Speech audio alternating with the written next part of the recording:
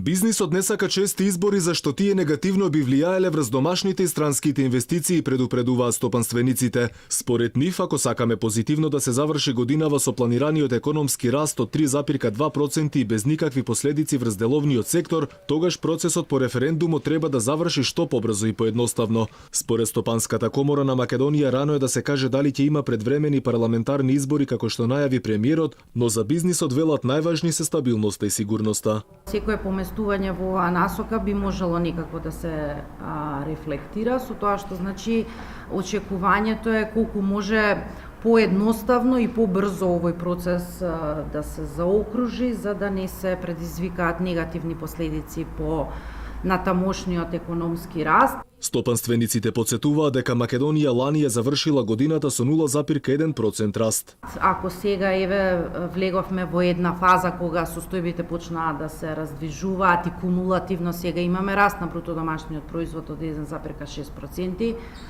за очекување е дека доколку сакаме и позитивно да ја завршиме годината, дека треба да имаме една стабилност во одвивањето на тие релации и во функционирањето на самите институции.